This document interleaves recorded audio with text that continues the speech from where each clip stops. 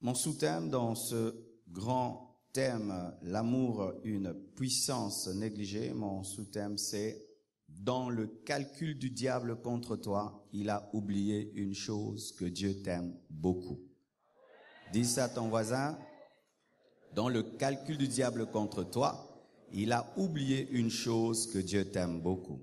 Dis à l'autre, dans le calcul du diable contre toi, il a oublié une chose que Dieu t'aime beaucoup. Dis à l'autre encore, dans le calcul du diable contre toi, il a oublié que Dieu.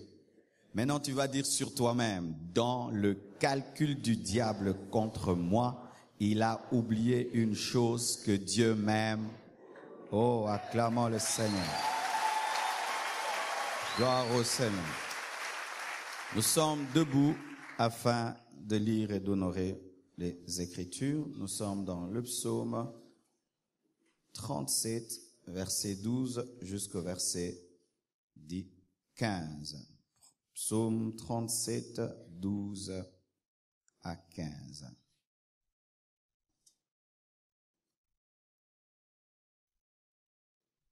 Vous y êtes?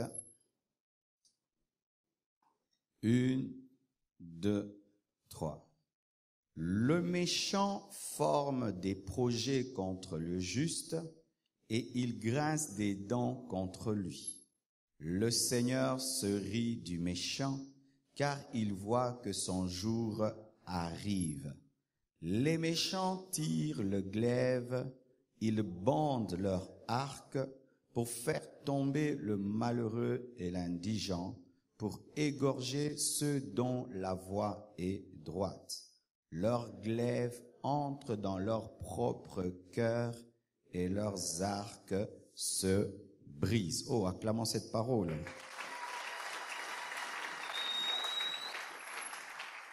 Le psaume 83, verset 4. Psaume 83, verset 4. 1, 2, 3. Il forme contre ton peuple des projets pleins de ruses et il délibère contre ce que tu protèges. Que Dieu bénisse sa parole. Asseyez-vous, s'il vous plaît.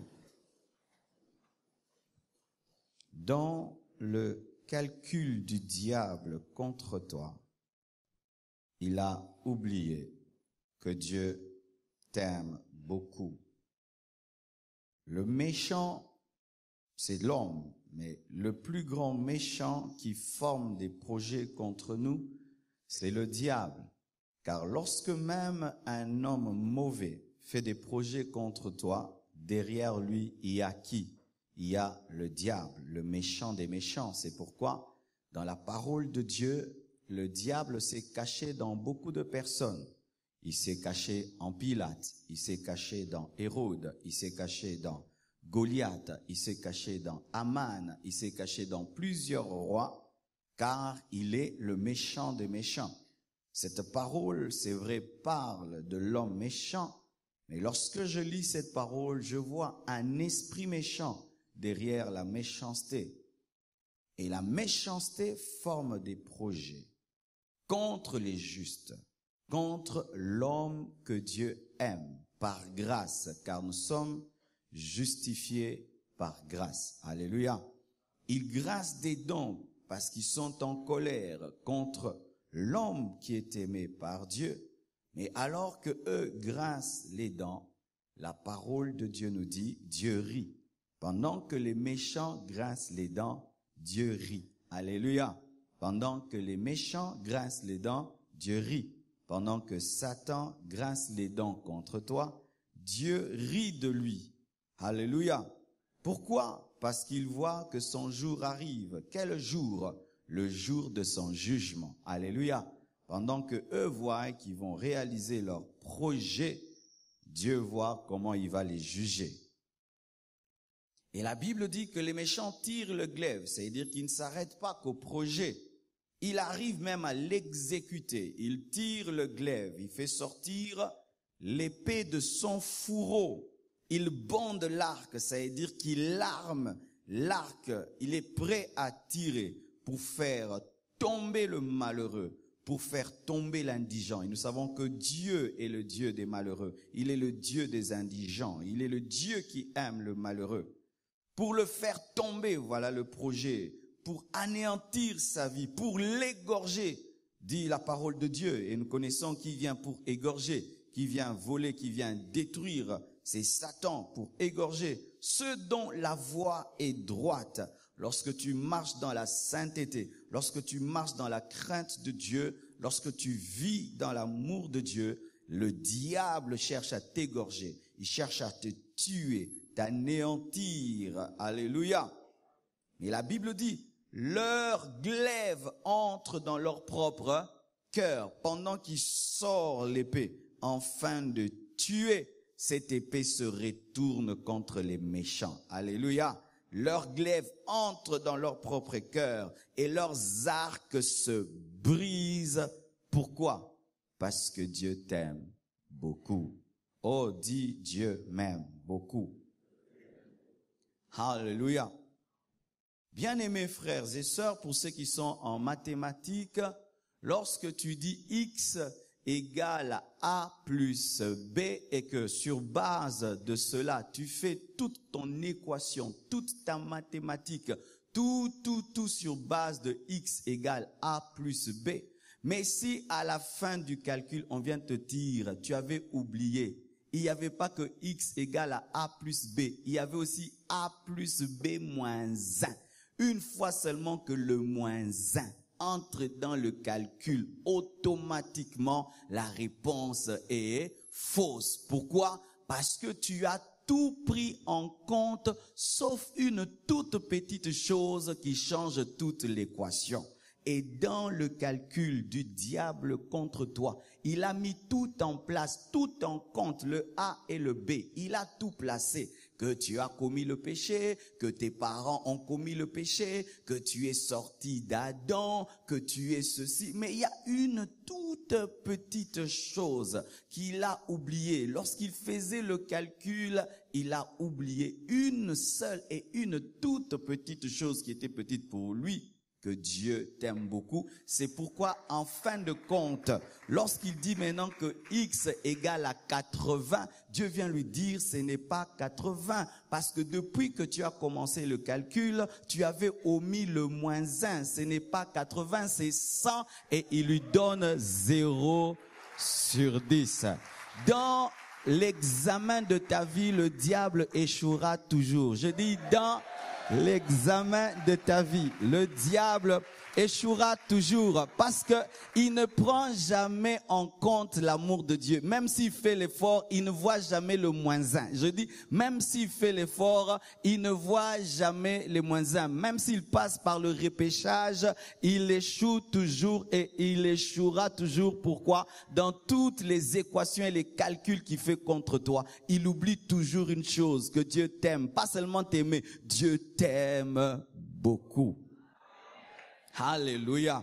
C'est pourquoi, bien-aimé, l'amour de Dieu dans le calcul du diable est un mystère et c'est une équation insoluble. Je dis une équation insoluble. Et j'aimerais vous dire que le diable n'est pas intelligent parce qu'il ne maîtrise pas l'amour même qu'un bébé peut maîtriser. Ah oui, bien-aimé, si tu es sorcier ici, ton maître n'est pas intelligent. Est-ce que quelqu'un à qui on a écrasé la tête peut réussir à l'école? Est-ce que quelqu'un, répondez-moi, est-ce que quelqu'un à qui on a écrasé la tête peut être intelligent? C'est pourquoi il échouera toujours. Le diable est un perdu perdant qui perdra toujours. Le diable est un perdu, perdant, qui perdra toujours.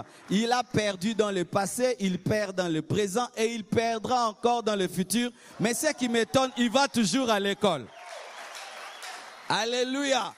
Lorsque tu es sorcier, on t'envoie la compassion pour nous détruire. Nous savons déjà que tu échoueras. Pourquoi? Tu as oublié une chose. Dieu nous aime beaucoup. Ça, tu as oublié. Tu connais nos défauts, tu sais que des fois il y a ceci, tu sais. Mais il y a une chose que tu n'as pas maîtrisée, que Dieu nous aime beaucoup. Alléluia. Oh, je sens que c'est en train de venir dans mon cœur, l'assurance et l'amour pour Dieu. Alléluia.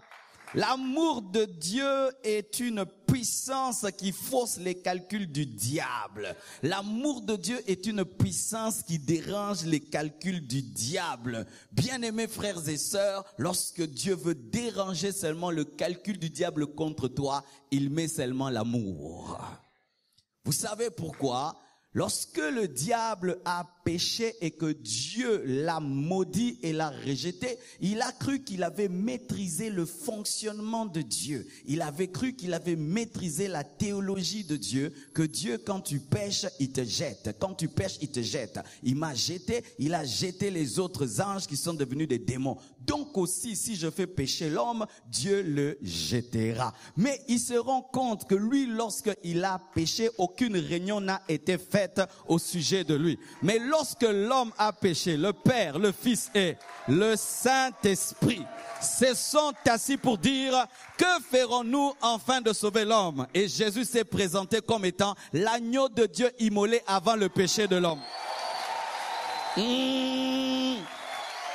Jésus est l'agneau de Dieu immolé avant le péché du monde, mais je précise avant le péché de l'homme, parce que si on dit en désordre, il risque d'être l'agneau de Dieu immolé avant le péché du diable, mais il est l'agneau de Dieu immolé avant le péché de l'homme.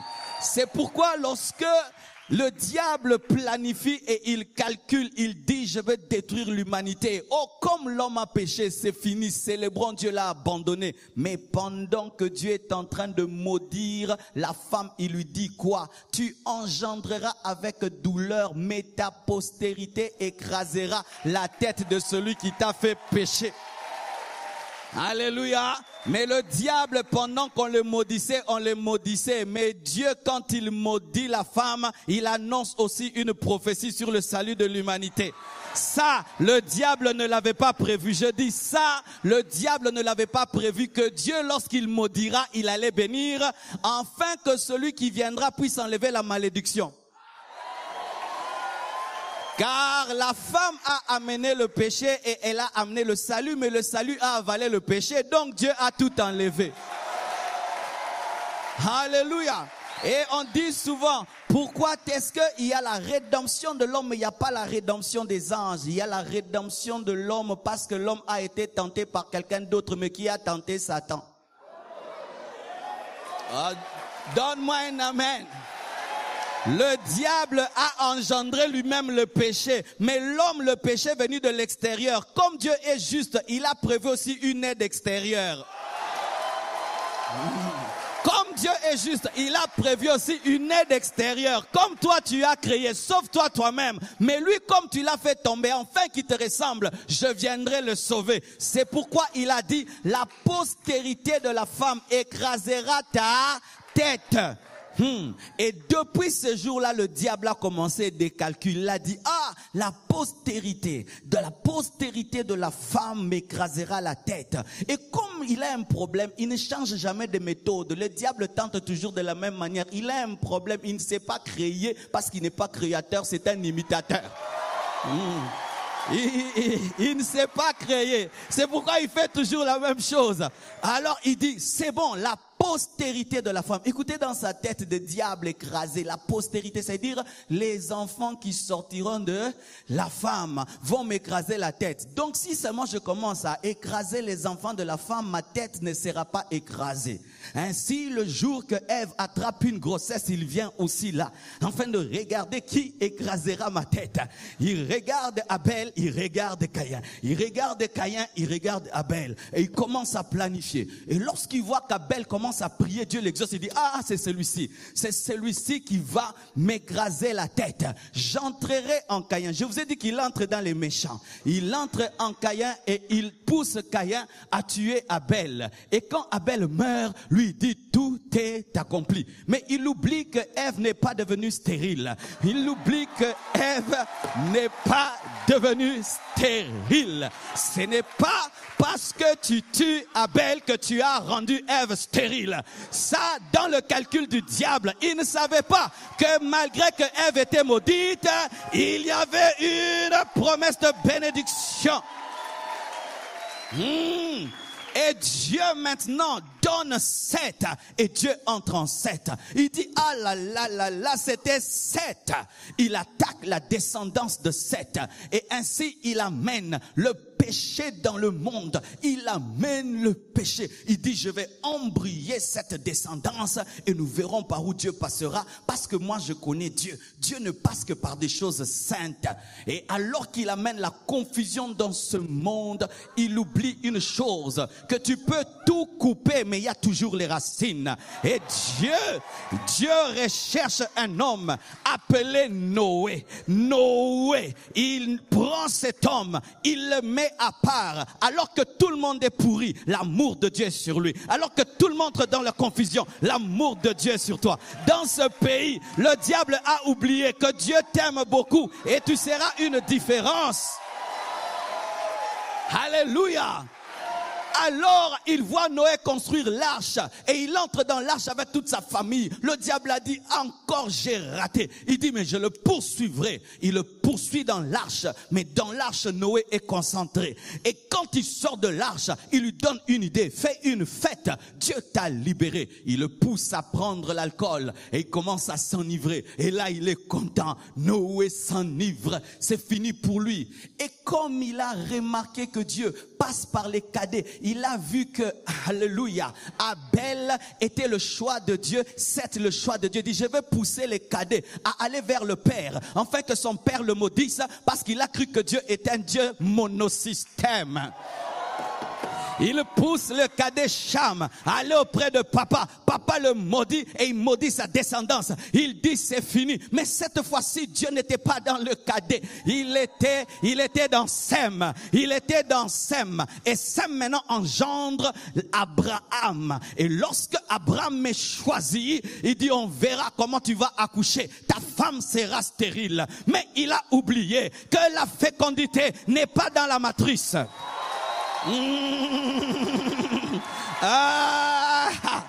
La fécondité n'est pas dans la matrice. La fécondité n'est pas dans les trompes, mais la fécondité est dans la bouche de Dieu. Dans le calcul du diable contre toi, il a oublié une chose, que Dieu t'aime beaucoup. Oh, donne-moi un amen que je prêche. Donne-moi un amen que je prêche. Donne-moi un amen que je prêche. Alléluia. Eh bien, on va voir comment cette vieille femme va te donner un enfant. Ou d'où viendra la postérité. Mais la Bible nous dit la vieille femme doublement ménopausée appelée Sarah. Un jour, une grossesse commence.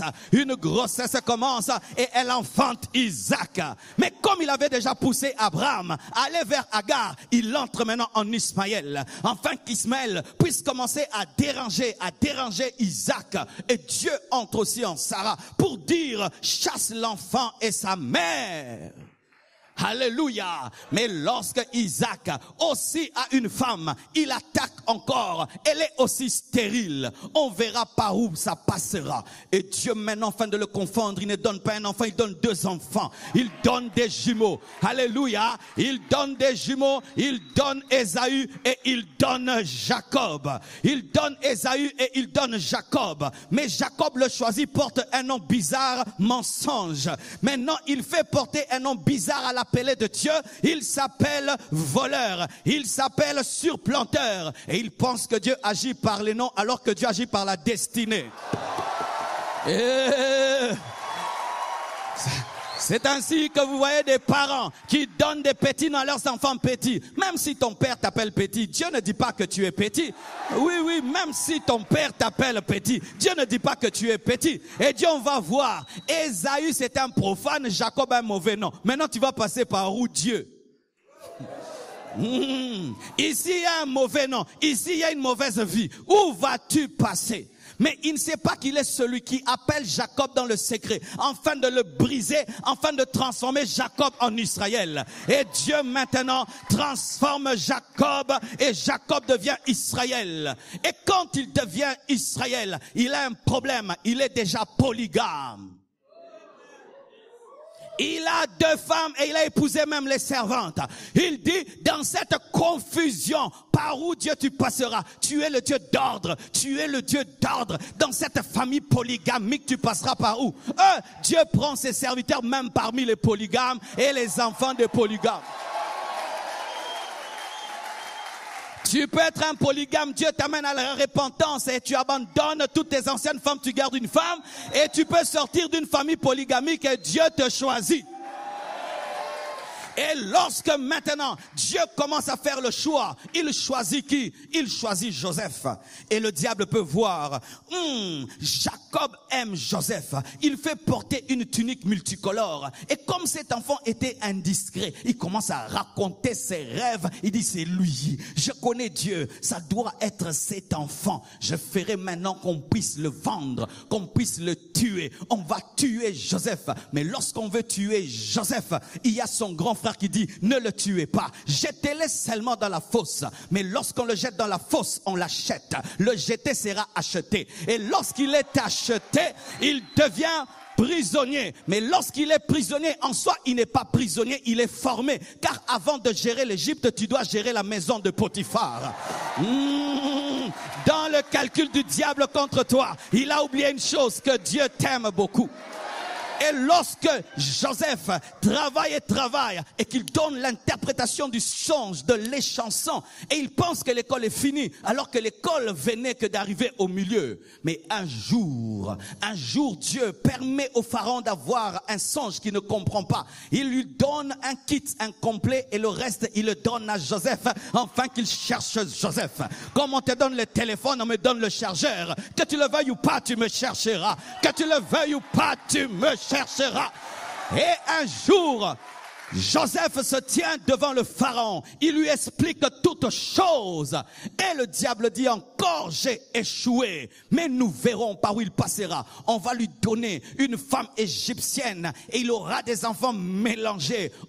Il pensait que Dieu restait dans un homme lorsqu'il l'utilise, alors que souvent le plan de Dieu, c'est comme le football. Le numéro 5 donne au numéro 6. Le numéro 6 donne au numéro 9. Alléluia. Ce qui est important, ce n'est pas d'avoir le ballon, c'est que l'équipe puisse marquer.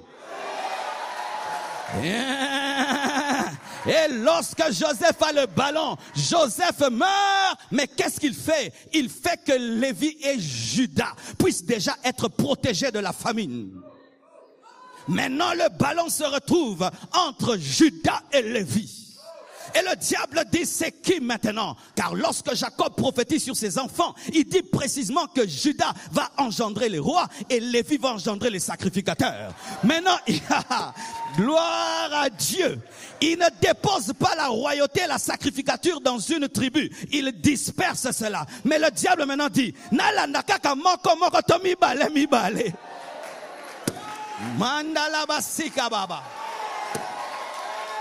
Alléluia. Alors qu'est-ce qu'il fait? Il attaque les deux au même moment. C'est ainsi qu'il pervertit la sacrificature, il pervertit la royauté. Il pervertit la sacrificature, il pervertit la royauté. Il pervertit la sacrificature, il pervertit la royauté. Mais il ne sait pas que pendant qu'il est en train de pervertir, il est en train de diriger. Pendant qu'il est en train de pervertir, il ne sait pas qu'il est en train de préparer. Pendant qu'il est en train de détruire, il ne sait pas qu'il est en train de construire. Car si tu ne sais pas, le diable est un serviteur de Dieu, mais un serviteur de Dieu impayé, un serviteur de Dieu bénévole. Alléluia. Alors il attaque Judas. Il attaque Judas. Judas tombe dans le péché. Et à cause du péché de Judas, la royauté qui devait venir sur ses enfants est différée. De sorte que le premier roi d'Israël n'était pas de Judas, mais il était de Benjamin. Il a dit, Judas a raté. C'est Saoul. C'est Saoul. Pendant que Saoul règne, Dieu prépare David. Alléluia. Pendant que Saoul règne, Dieu prépare David. Et il pervertit la descendance d'Aaron, de sorte que le péché entre dans le temple, mais Dieu suscite dans cette maison un Samuel. Il suscite un Samuel et il suscite un David. Et un jour, Dieu dit à Samuel, va dans la maison. d'Isaïe, et je te montrerai le roi. Il cherche le roi, il oint David. Et lorsqu'il oint David, David devient roi. Mais le diable attaque David. David commet l'adultère et il engendre un enfant. Et Dieu vient, il maudit l'enfant, l'enfant meurt. Il dit, on verra par où ça passera. L'enfant est mort. Mais Dieu d'amour dit à David de reprendre Bathsheba la maudite et lui fait un bébé qui s'appelle Salomon. Alléluia. Et Salomon commet le péché, il tombe dans l'idolâtrie et Dieu divise en deux les deux royaumes. Mais Dieu dit à Roboam, à cause de David, je te garderai une nation. Il lui garde une tribu appelée Juda. Et pendant ces temps-là, la sacrificature est perdue parce que l'arche est enlevée. Ainsi, dans le monde, il y a maintenant des pharisiens, il y a maintenant des sadducéens, il y a des souverains sacrificateurs sans arche, il y a un temple vide. Et le diable dit, on verra, il n'y a point d'arche dans le temple, la sacrificature est morte, et là maintenant, nous verrons par où tu passeras. Et il avait oublié que lorsque Dieu disait à la femme, ta postérité, il ne parlait pas qu'une femme qui sera engrossée par un homme. Ça, Nambro Sakaya, oh j'aime Dieu. Donc depuis le début, il était déjà perdu depuis le combat, le début du combat.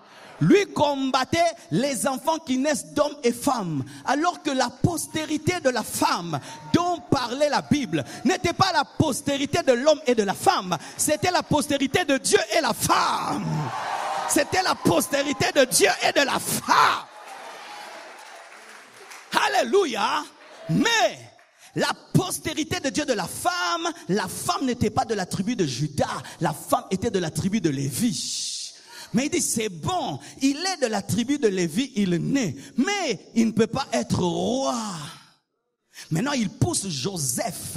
Joseph qui est de la tribu de Juda, il devient le père adoptif de celui qui est engendré par la tribu de Lévi. Ainsi, Jésus est à la fois de la tribu de Lévi et de la tribu de Juda. Il est roi et il est sacrificateur. Dans le calcul du diable contre toi, il a oublié une chose, que Dieu t'aime beaucoup.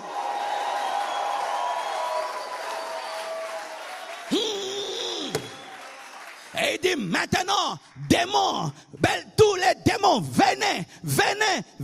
Depuis qu'on a commencé la guerre, jamais il n'y a eu un homme comme cet homme. C'est le seul depuis que l'humanité a commencé qui est né sans un homme.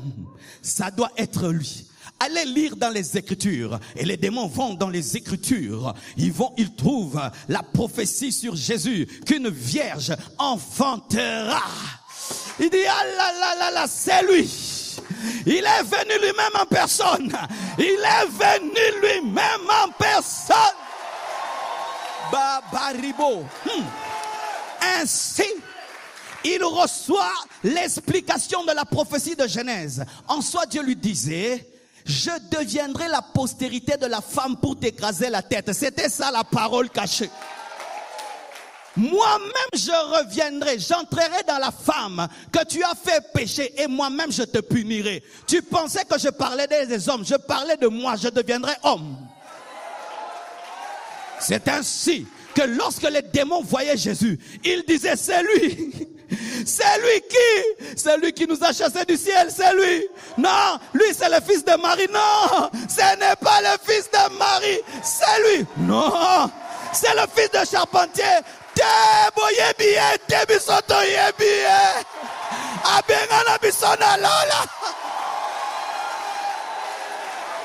Alléluia.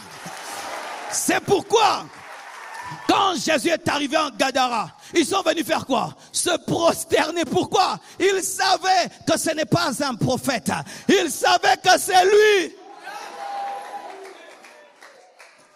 Mais comme le diable est toujours courageux, De la même manière qu'il a essayé de toucher au trône au ciel, il dit maintenant qu'il est venu sur la terre, dans mon territoire, il va voir, on verra s'il rentrera là-bas. Il a attaqué Jésus. Par les femmes, jamais Jésus n'est tombé. Il a attaqué Jésus par la gloire, jamais Jésus n'est tombé. Il a attaqué Jésus par les souffrances, jamais Jésus-Christ n'est tombé. Et il a dit, il est devenu homme, les hommes meurent, nous allons le tuer. Et là maintenant, lorsqu'il tentait Jésus au sujet de tout, Jésus refusait. Mais lorsqu'il vient, il arrête Jésus, Jésus laisse. Il frappe Jésus, Jésus laisse. Il arrache sa barbe, Jésus laisse. Ils disent, ah, il est devenu faible. Tellement qu'il est venu sur la terre, il a aimé ses hommes, il est devenu faible comme un homme. On enlève ses vêtements, Jésus laisse. On le fait porter la croix, Jésus porte. Il dit, ah, bientôt je deviens vraiment le vrai prince. On le met sur une croix, Jésus laisse. On le met suspendu, Jésus laisse.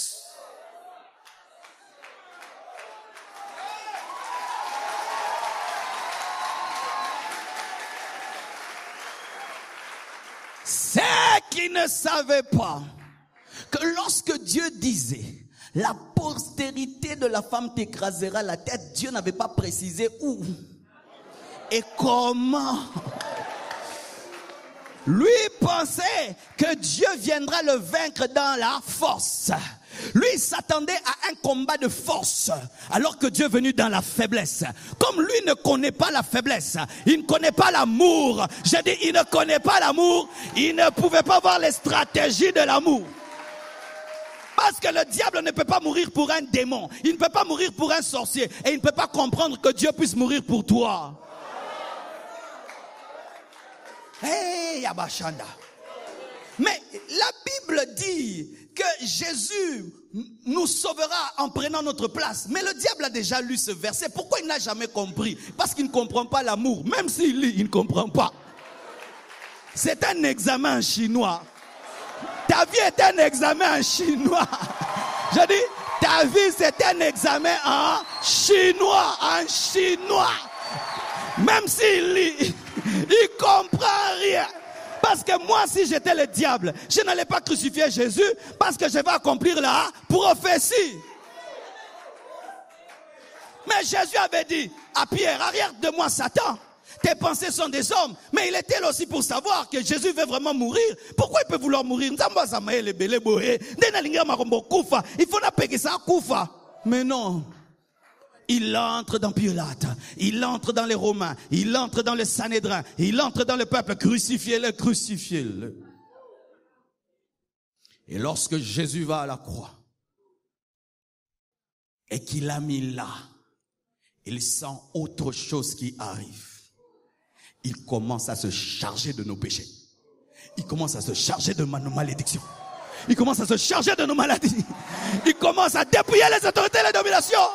Ah, il dit non, c'est une erreur, c'est une erreur, c'est une erreur. Mais celui qui est crucifié ne peut quitter la croix que s'il est mort. Alléluia. Et la Bible dit, il est impossible que le testament entre en vigueur sans que le testateur ne meure. Mais non, lui, il avait des projets, mais il voulait les accomplir sur nous. Mais pour hériter des projets du diable, il faudrait que l'homme qui a dit puisse mourir afin de léguer. Mais de Genèse à Apocalypse, Dieu a empêché au diable de mourir. Ainsi, comme il n'a pas de mort, il n'a pas de tombeau, il ne peut avoir des héritiers. Ainsi, tu ne peux hériter de ses maladies, de ses problèmes et de ses difficultés. Pourquoi? Parce que le diable ne peut mourir. Mais pendant que Jésus mourait, il dit, je lègue le ciel au monde. Ils deviennent co-héritiers avec moi, participant à la nature divine. Ils deviennent fils de Dieu comme moi. Alléluia. Je les lave par mon sang. Et Jésus a dit, tout est accompli.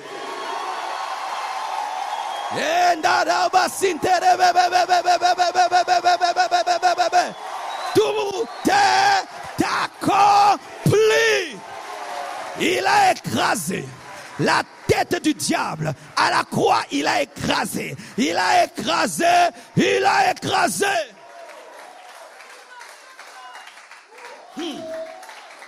Mais il savait que même si il accomplit tout pour toi, étant un homme, tu es mortel. C'est pourquoi il doit goûter à la mort. Il est entré dans le séjour de mort. Il a fait 3 jours afin de vaincre la mort, pas pour lui, mais pour toi, pour que toi qui deviens son héritier, tu puisses devenir éternel au paradis avec lui. Dans le calcul du diable contre toi, il a oublié une chose, que Dieu t'aime beaucoup. C'est pourquoi 1000 tomberont à ta gauche et 10 000 à ta droite. Tu ne seras jamais atteint. 1000 tomberont à ta gauche et 1000 à ta droite. Tu ne seras jamais atteint. 1000 tomberont à ta gauche, 10 000 à ta droite. Tu ne seras jamais atteint. 1000 tomberont à ta gauche, 10 000 à ta droite. Tu ne seras jamais atteint. 1000 tomberont à ta gauche, 10 000 à ta droite. Tu ne seras jamais atteint. Alléluia, alléluia, alléluia, alléluia. Ainsi, la parole qui dit que toute arme forgée contre toi sera nulle et sans effet. La croix a fait du diable un forgeron. La croix a fait du diable un forgeron. Car pour forger, il faut être forgeron. Parce qu'à la croix, il a perdu ses armes. Il doit aller les travailler. Mais lorsqu'il finit ses armes, ce sont des armes en plastique. Parce que ce sont des armes qui sont sans effet. Maribo Sintolobo Shaka. C'est pourquoi, lorsqu'il a amené Pierre à régner Jésus, et qu'il a cru que c'était fini pour Pierre, il avait oublié que le ressuscité n'est pas rancunier. Lorsqu'il est entré dans Aman, afin de détruire Israël, il avait oublié que Israël n'est pas un peuple ordinaire. C'est un peuple aimé par Dieu. Et Aman est mort sur son propre poteau. Bien-aimé, celui qui veut te détruire, il mourra de ses propres flèches.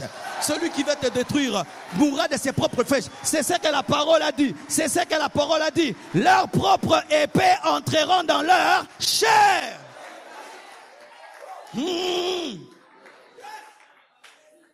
Toi qui es jeté, il est le Dieu de Jephthé. Le Dieu de Jephthé est le Dieu de jeté.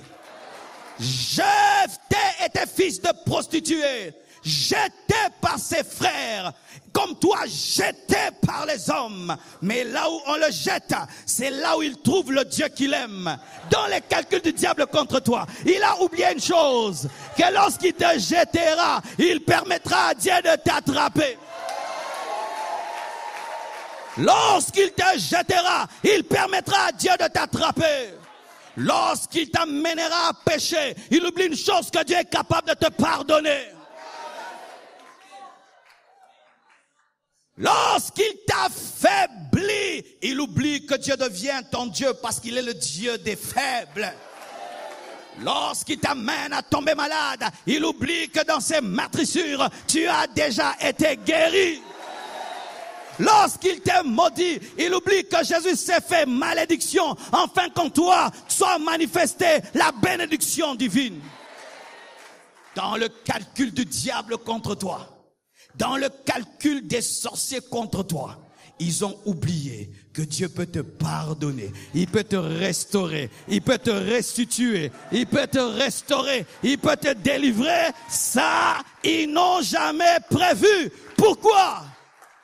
Satan atalaka motema na ye moko po asala me ayeba te kayebi motema nzambe te.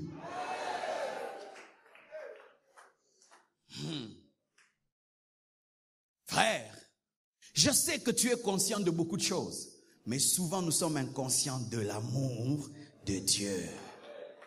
Quand les sorciers font des réunions, les lois communes, toko saleboé, est-ce que va permettre à nzamba fanda pe na réunion lo balikambo sala?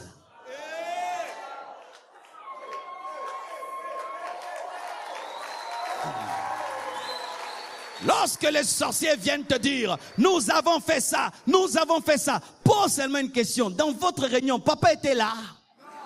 Papa était là? S'il n'était pas là, votre calcul est faux. Parce qu'il y a une chose que vous n'avez pas mise en compte. L'amour de Dieu pour moi. Lorsqu'il a fait de Paul un persécuteur, il a cru qu'il finirait en enfer. Mais lorsque Dieu parle de Paul, il dit, c'est un instrument que j'ai choisi, enfin de parler de moi devant les rois, devant les nations. Il souffrira pour moi. Dans les calculs du diable contre toi, il n'a pas mis la croix. Dans le calcul du diable contre toi, il n'a pas mis le sang de Jésus. Dans le calcul du diable contre toi, il n'a pas mis le tombeau vide. Dans le calcul des sorciers, des magiciens contre toi, ils ont oublié quelque chose. Que Dieu t'a tant aimé. Les politiciens peuvent décider des choses. Il y aura la guerre. Ils ont oublié une chose. Que dans ce pays, il y a des gens que Dieu aime. L'Union européenne peut décider des choses sur le Congo. Mais ils oublient une chose. Dans ce pays, il y a des gens que Dieu aime. Et l'amour de Dieu pour toi ne dépend pas de toi. Ça dépend de lui. Alingon encore. Alingoran encore. Je termine par cette image. Des gens prennent une décision. Nous allons tabasser cet homme. Quand il sera au coin, nous allons le tabasser. Quand il sera au coin, nous allons le tabasser. Ils ont fait tous les projets. Il n'est pas fort. Il n'est pas ceci. Toi, tu es plus fort que lui. Mais au coin où il décide de tabasser, habite un maître de karaté, double dan, mais qui aime beaucoup les petits là. Quand il passe au coin, quand il revient, il les regarde par la fenêtre, il dit, Pétio a bien, Pétio a ta bien, Pétio a la bien, Asunga batu Pétio. Et lorsqu'ils viennent au coin, ils commencent à malmener les petits. Ils disent, on va la voir, mais ils ont oublié.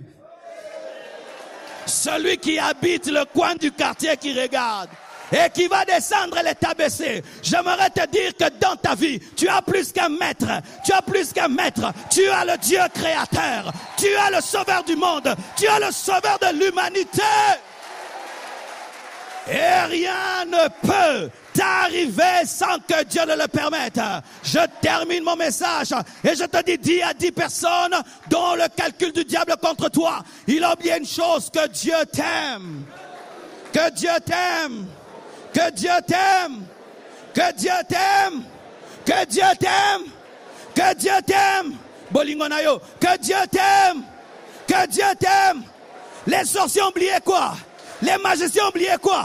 Les démons ont oublié quoi? Les démons ont oublié quoi? Satan a oublié quoi?